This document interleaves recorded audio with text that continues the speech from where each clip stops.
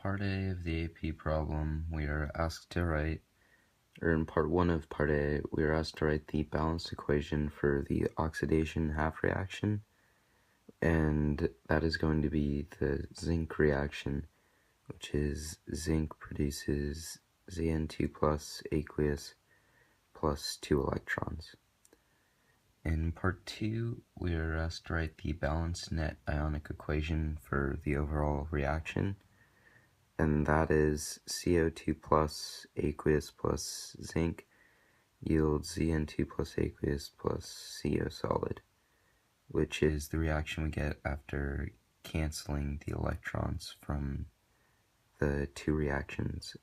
written in part 1. And in part 3, we are asked to calculate the standard potential for the overall reaction at 25 degrees Celsius, and that is just an addition of the values, the voltage values that we can find in the table in our book, although I had to look up CO2 plus, the voltage for that online, and so it's 0.76 minus 0.28, which equals 0.48 volts. In part 1 to B, we are asked to find the delta G for the given reaction,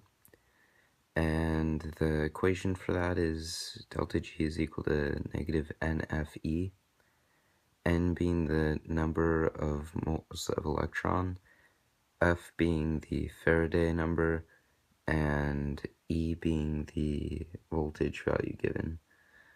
And so once we plug all those in and solve for delta G, we get negative 110 kilojoules. In part 2, we are asked to find the KEQ, or the equilibrium constant, for the reaction. And so the formula for that is negative delta G over R times T is equal to ln KEQ. So we can solve for that, and we get 1.96 times 10 to the 19th, which has no unit. In part 3, we are given another half reaction and asked to find the standard reduction potential. And so we can flip the equation, the original equation from part B, and we can half it, as well as the new equation that we've been given,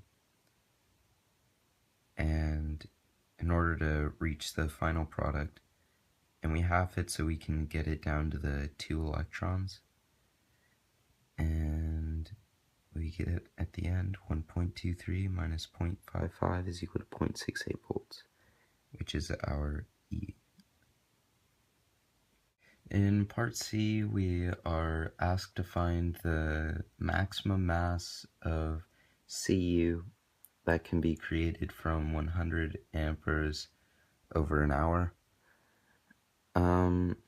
This is pretty much just a long stoichiometry problem where we convert from 1 hour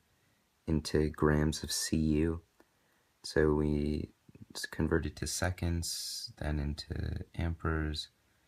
and we go from coulombs to moles of electron, from moles of electron to moles of Cu, and then from moles of Cu to the molar mass of Cu, which gives us our maximum output of 119 grams.